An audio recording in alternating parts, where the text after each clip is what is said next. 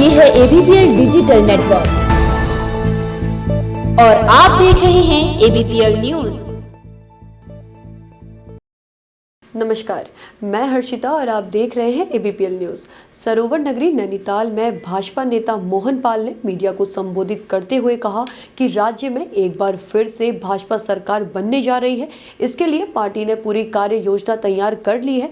भाजपा घर घर चलो गांव चलो के तहत रणनीति को आगे बढ़ाने के लिए भाजपा द्वारा बैठक की गई। मेरे साथ 5 और दावेदारी कोई भी कर सकता है। दावेदारी का छोटे से छोटे कार्यकर्ता से लेकर के बड़े बड़े कार्यकर्ताओं का हक है। अब टिकट देना नहीं देना ये पार्टी के ऊपर है। पार्टी जिसको टिकट देगी हम सब मिलकर के उसको लड़ाएंगे। क्या एजेंडे रहेंगे अगर आपको हम नैनीताल की जो समस्याएं हैं जिनको हमने अच्छे तरीके से समझा, अभी प्रेस वार्ता में बताया भी है, आप लोग बीच में रहे, उन समस्याओं का निवारण करेंगे। और साथ में अभी हमने ये भी बताया आप लोगों को कि यहाँ के चेयरमैन जो हैं नगर पालिका के वो कांग्रेस के हैं। उसके बावजूद भी हमारी पार्टी ने उनकी डिमांड 4.5 करोड़ की थी, हमने उनको 11 करोड़ रुपये दिया है ताकि यहाँ के विकास कार्यों को ना रोका जाए। हमारी पार्टी में कहीं किसी चीज़ के लिए मतभेद नहीं है। चेयरमैन कोई भी हो, विधायक कोई भी हो, हमारी पार्टी जनता के बीच में जनता के काम को करती है। और हमारा नारा भी है सबका साथ सबका विकास। उसी लक्ष्य को लेकर के चल रहे हैं। तो हमारे युवा मुख्यमंत्री हैं, आप देख रहे होंगे रात और दिन वो इश्यूज में है कि चुनाव होगा, अगली सरकार हमारी बनेगी, युवा मुख्यमंत्री बनेगा।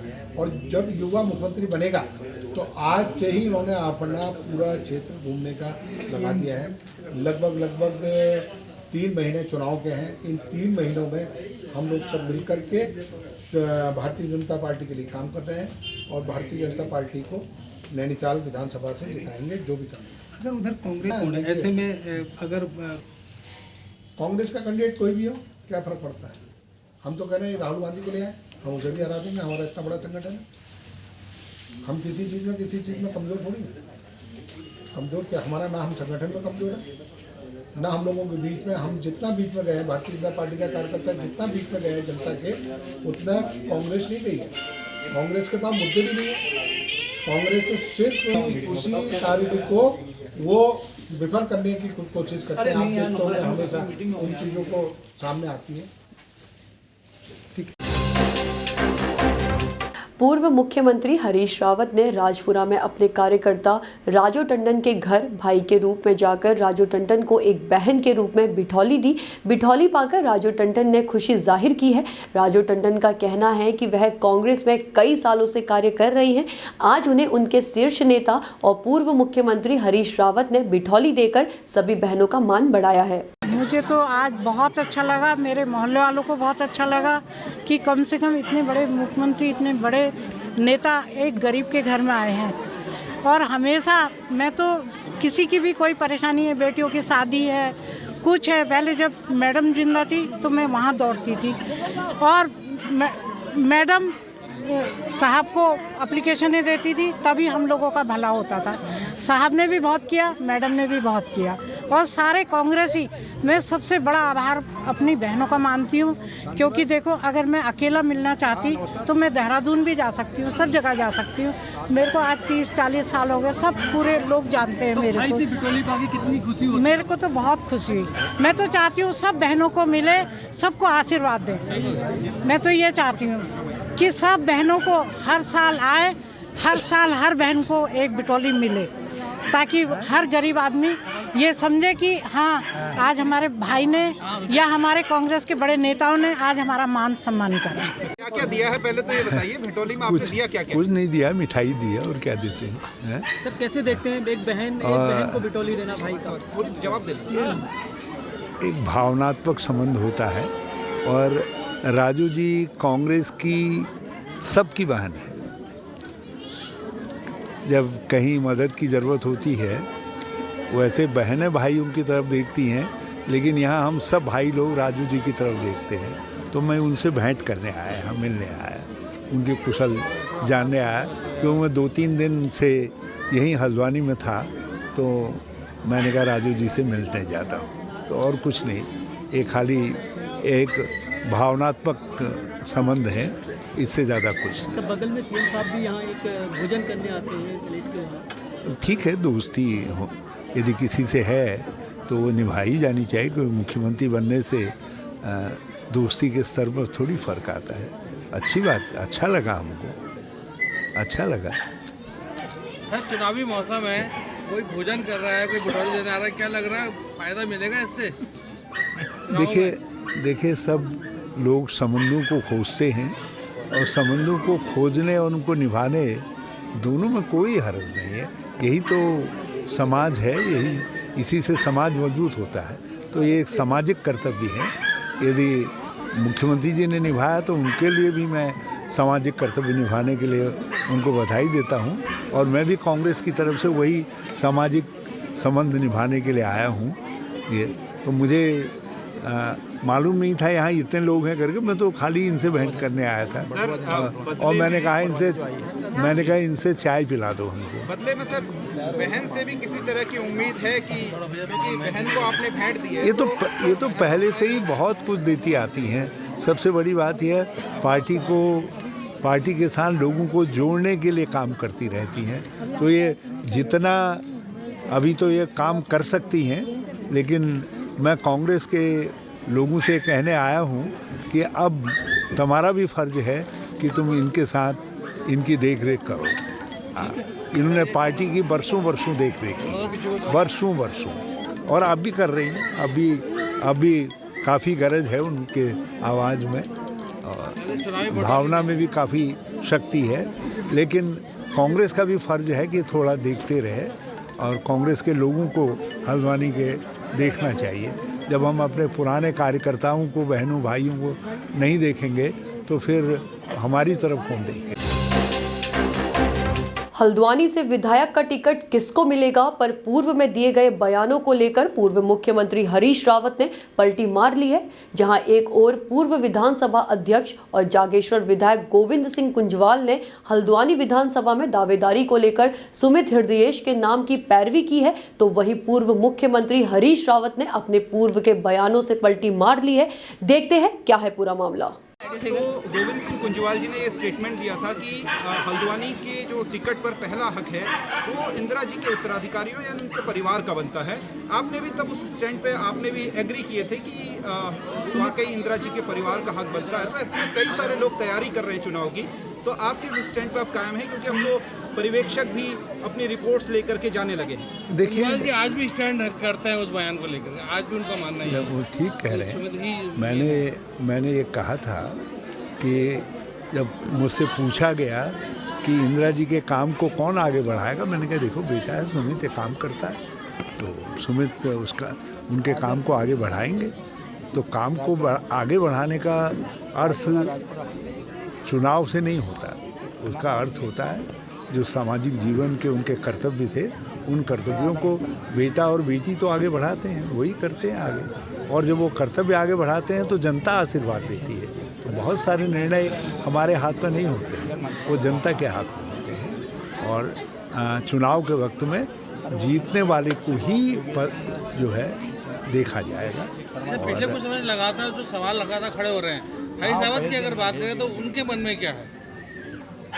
जब मैंने अपने मन की बात बता दी तो आप मुझसे पूछने आना बंद कर देंगे। तो आप मुझसे पूछने आते रहें, तो इसलिए कुछ बातें मेरे मन में रहने दो। ठीक है सर, बहुत धन्यवाद सर। गरीबों, मजलूमों, मजदूरों और बहुत ही शोषित वर्ग जो है उसकी हमेशा चिंता करने वाले छोटे से छोटे आदमी की आवाज हम सबके नेता परम श्रद्धेय। जब कोई सामाजिक संस्थाएं और कोई आशा या आंगनबाड़ी इस तरीके की संस्थाएं नहीं हुआ करती थी, तो देखा करता था अपने कॉलेज के टाइम से सन 82-84 से ऐसी हमारी बहुत ही प्रिय नेत्री राजू टंडन जी, हमारे बड़े भाई उत्तराखंड कांग्रेस के बहुत ही सम्मानित आदरणीय प्रियंका भट्ट जी। 2014 में मिली आज़ादी वाले बयान पर गुस्साई महिला कांग्रेस ने फिल्म अभिनेत्री कंगना रनौत की शिकायत की है। महिला कांग्रेस ने तहरीर देकर मांग की है कि बॉलीवुड अभिनेत्री कंगना रनौत के खिलाफ उनकी कथित टिप्पणी के लिए मामला दर्ज किया जाए। सिविलियन कोतवाली आए हैं, क्या है पूरा मामला? एक्चुअली कंगना रनावत जी जो हमारे हिंदुस्तान की बहुत अच्छी अदाकारा हैं, उन्होंने इतनी गलत बयानबाजी की है हमारे महान पुरुषों के लिए, और जिन लोगों ने शहादत दी है, जिन लोगों का हम बहुत सम्मान करते हैं, उन लोगों के लिए। और हमारी महिलाओं ने इतनी कुर्बानी दी है, और एक महिला होने के बावजूद अपना मानसिक संतुलन वो खो चुकी हैं, और वो कह रही हैं कि देश जो आज़ाद हुआ है वो 2014 में हुआ है, वो तो 2047 में तो इनको भीख मिली थी। तो मैं उनको कहना चाहती हूँ कि अपनी इतनी चमचागिरी ना करें और इतने मदहोश ना हों, क्योंकि वो भी एक महिला है। और कितनी महिलाओं ने हमारे देश आज़ादी में शहादत दी है, कितनी औरतें हमारी विधवाएं हुई हैं, कितनी सैनिकों की पत्नियां बेचारी बैठी हुई हैं। तो वो इस तरीके की जो गलत बयानबाजी करी है, उसी के तहत में हमने यहाँ पे सिविल लाइन इंचार्ज जी को एक तहरीर दी है, और उसमें मुकदमा पंजीकृत करवाएंगे हम। और पूरी कांग्रेस जो है इस पे मतलब कि कड़ा विरोध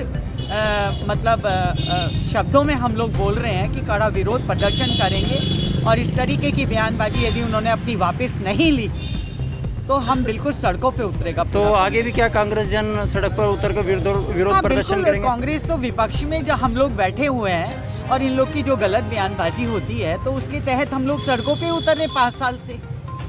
जितनी भी गलत बयानबाजी होती है उसके तहत में हम लोग सड़कों पे उतरते हैं। बट जो बीजेपी सरकार है और कंगना रनावत जी अपना कम्प्लीटली मानसिक संतुलन खो चुकी है। 2022 में उत्तराखंड में उनको पता चल जाएगा, और यूपी में उनको पता चल जाएगा, जहाँ पे 2022 में चुनाव होंगे उनको पता चल जाएगा। और कंगना रनावत जी एक अच्छी एक्टर है, तो अपनी एक्टरी पे ध्यान दे।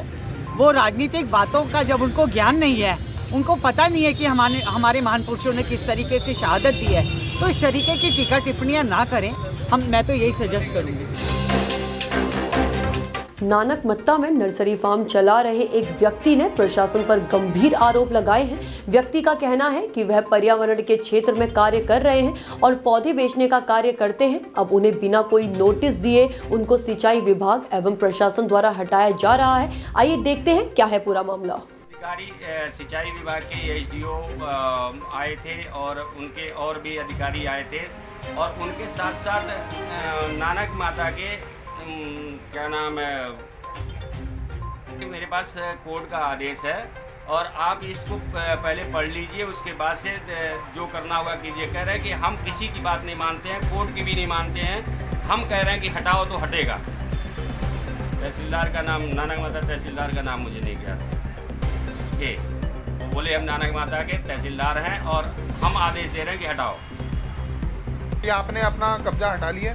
नहीं, मेरा सामान रोड पे फेंके हैं, लेकिन हमारे बीवी बच्चे वहाँ बैठे हुए हैं। हम 30 साल से वहाँ, मेरा रोजी रोटी है, मैं कैसे हटा दूँ उसको? कैसे फूल, हमारे फूल वहाँ लगे हुए हैं, पौधे लगे हुए हैं, पर्यावरण के क्षेत्र में मैं काम कर रहा हूँ।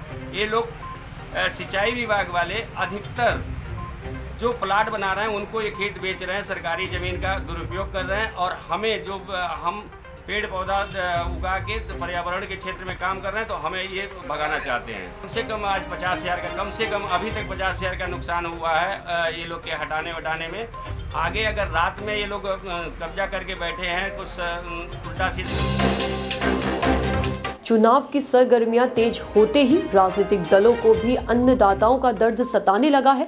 लंबे समय से अपनी 3 सूत्रीय मांगों को लेकर आंदोलन कर रहे देश के अन्नदाताओं के समर्थन में आम आदमी पार्टी ने भी सुर मिलाने शुरू कर दिए हैं। किसानों के समर्थन में आम आदमी पार्टी 15 नवंबर से 17 नवंबर तक जनपद उधम सिंह नगर में किसान महारैली का आयोजन करने जा रही है, जिसमें आम पार्टी किसानों की मांगों के समर्थन में केंद्र सरकार के खिलाफ मोर्चा खोलने की तैयारियों में लग गई।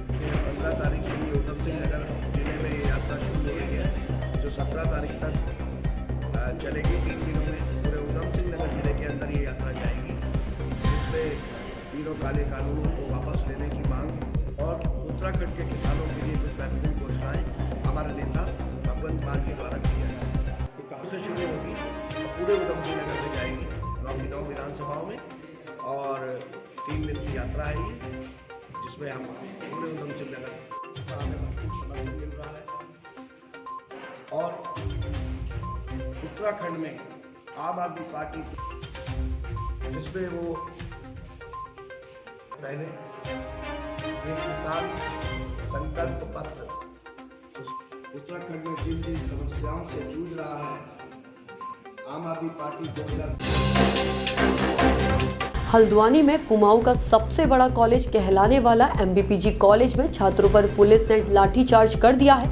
कॉलेज में एडमिशन की सीटों को बढ़ाने की मांग को लेकर एमबीपीजी और एनएसयूआई के छात्र आंदोलन कर रहे थे। वहीं आज छात्रों ने सीओ की गाड़ी को घेर लिया, जिसके बाद पुलिस ने छात्रों पर लाठीचार्ज कर दिया, जिससे नाराज छात्रों ने नारेबाजी करते हुए जमकर हंगामा काटा। भारतीय विद्यार्थी परिषद शांतिपूर्वक तरीके से धरना प्रदर्शन कर रहा था। सीओ साहब की गाड़ी बाहर से आती है और पुलिस प्रशासन आता है पूरा। सीओ साहब की थोड़ा सा अंदर आने के लिए 10 मीटर अंदर आने के लिए सीओ साहब उनकी मौजूदगी में हमारे पर लाठीचार्ज होता है सीओ साहब के अंदर आने के लिए, और उसके बाद भी हमारे पर लाठीचार्ज रुकना बंद नहीं होता है। उसके बाद भी हमारा अखिल भारतीय विद्यार्थी परिषद और जो बच्चे पहाड़ से आए थे, दूर दराज से आए थे, उन बच्चों के ऊपर लाठीचार्ज हुआ है। तो उसकी मौजूदगी में जिसकी मौजूदगी में ये हुआ है, हमारी ये मांग है कि सीओ साहब बर्खास्त हों और जो हमारे एडमिशन को लेकर मांग है, जो पिछले साल जो बच्चों के एडमिशन हुए थे वही सीटें हमारी इस साल भी चाहिए हमें, और उसके अतिरिक्त 20 सीटें हमारी और बढ़ें। बस ये हमारी इतनी मांग है। मेरा नाम अभिषेक गोस्वामी है, मैं अखिल भारतीय विद्यार्थी परिषद में नगर प्रचार प्रमुख हूँ। सुबह से कल सीटें बढ़ाने के लिए मांग के लेकर बैठे थे सुबह से, तो यहाँ सीओ साहब की गाड़ी अंदर आने के लिए पुलिस प्रशासन ने हम पे लाठीचार्ज किया अखिल भारतीय विद्यार्थी परिषद के कार्यकर्ताओं पर, और जो प्रथम वर्ष के छात्र छात्राओं में बच्चे थे उन पर भी लाठीचार्ज किया गया। एक लड़के की चोट आई है और कई बच्चों को चोट आई है। ऐसे ही हमारी मांग ये है कि सीटें बढ़ाई जाएँ, 20% सीटें बढ़ाई जाएँ और जो सीओ सीटें उनको बर्खास्त किया जाए। मेरा नाम गौरव संभल, कॉलेज मंत्री, अखिल भारतीय विद्यार्थी परिषद। जगह जगह होर्डिंग लगी है, युवा प्रदेश युवा नेतृत्व और युवाओं के साथ जो प्रवेश चाह रहे हैं शिक्षा के लिए, उन पर लाठीचार्ज होता है। तो इससे बड़ा दमनकारी प्रतीक ये सरकार पिछले 4.5-5 साल में नहीं दे पाई, और दुर्भाग्यपूर्ण बात है कि उनके जो जुड़े हुए संगठन हैं उन पे भी लाठीचार्ज हुआ। दुर्भाग्यपूर्ण बात ये है कि वो दबती हुई आवाज़ में विरोध कर रहे हैं, खुल के विरोध नहीं कर पा रहे। और बहुत दुख का विषय है कि युवा मुख्यमंत्री हमारे पुष्कर सिंह धामी जी हैं, और ऐसे बच्चों के साथ अन्याय जो हुआ, आप ना रोज़गार दे पा रहे हैं, ना आप कोई रोज़गार या आय के साधन की व्यवस्था कर पा रहे हैं, और जो लोग बच्चा पढ़ के आगे बढ़ना चाह रहा है उस पर अगर आप लाठी बरसाएंगे तो ये तो अंग्रेज़ों के ज़माने में भी ऐसा नहीं हुआ था। तो ये बहुत एक दमनकारी जो नीति सरकार की, उसको साफ उजागर करके सामने लाई।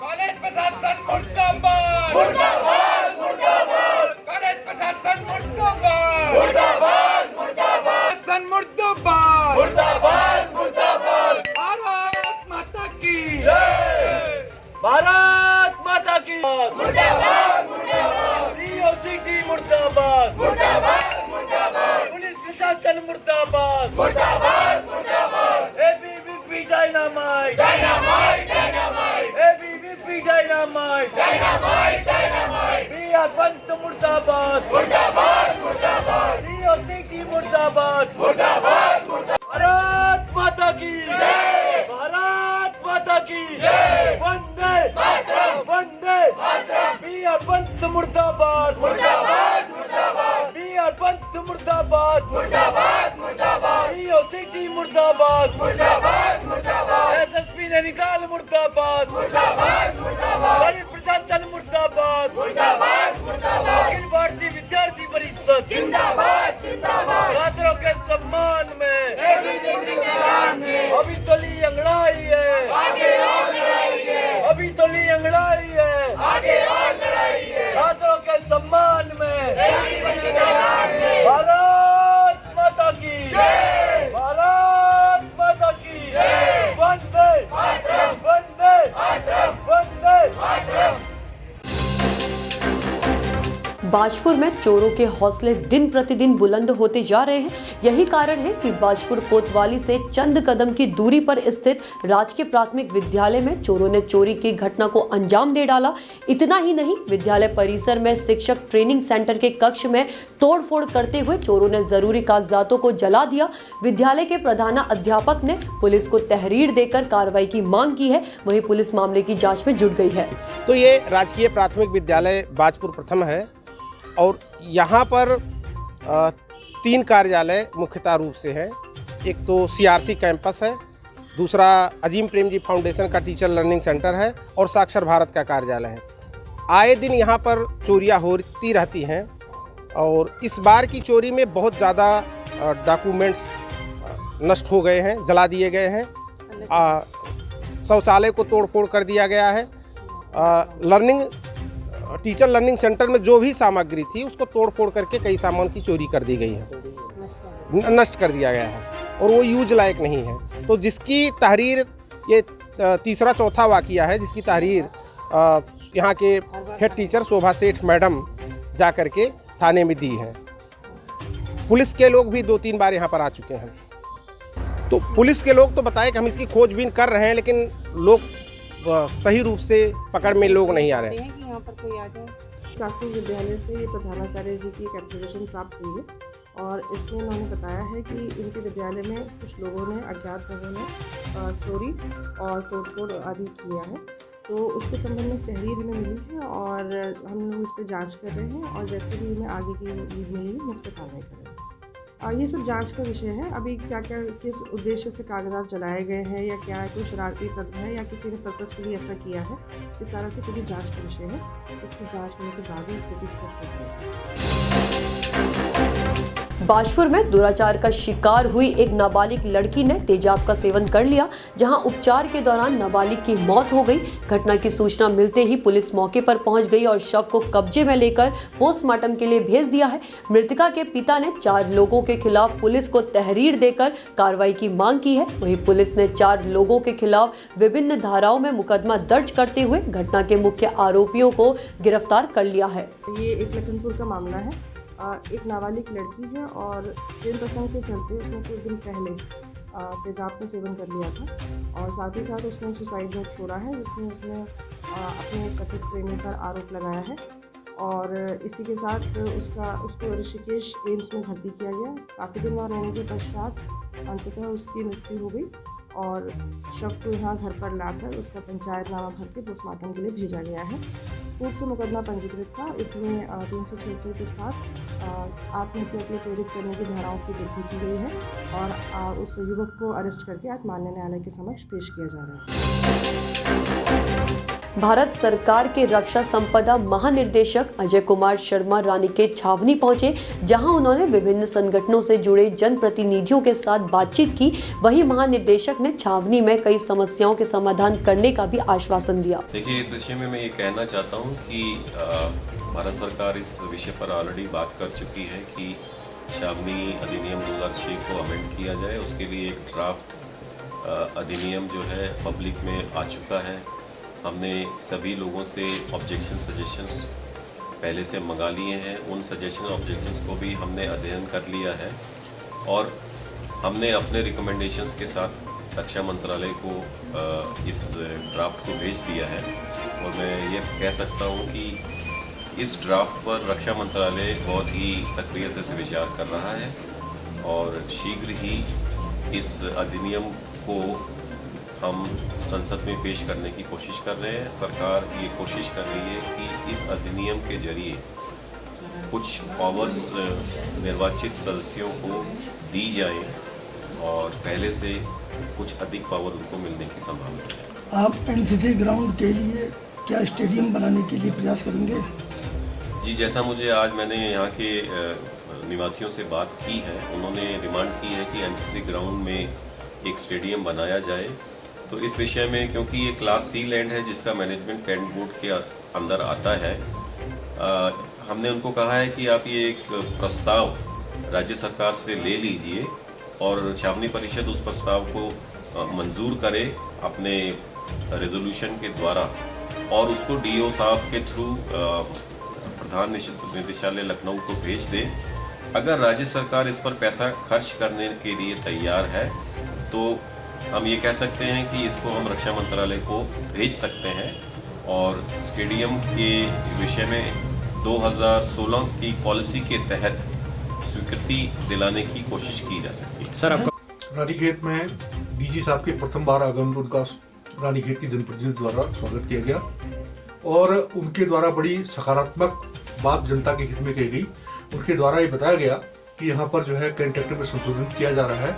हमारे द्वारा आप मनोनीत सदस्य भी इस समय जो हैं, तो इसके बारे में आपकी किस विषय में, किन मुद्दों पर चर्चा की गई? हमारे द्वारा लीज, एक तो नवीनीकरण के बारे में और यहाँ पर दाखिल खारिज के मामले में, और यहाँ पर जो है कई ऐसे मामलों में जैसे कि हमारे वहाँ जो पैसे की थोड़ा अकाल पड़ गया है, यहाँ पर पैसे का काफ़ी परेशानी है और यहाँ पर लोगों को पैसा नहीं मिल पा रहा है। जो रिटायर्ड कर्मचारी हैं, तनख्वाह नहीं मिल पा रही है, विकास कार्य नहीं हो पा रहे हैं, सड़कों का निर्माण नहीं हो पा रहा है, नालों का निर्माण नहीं हो पा रहा है, तो उसके लिए धन आवंटित करने की बात की है।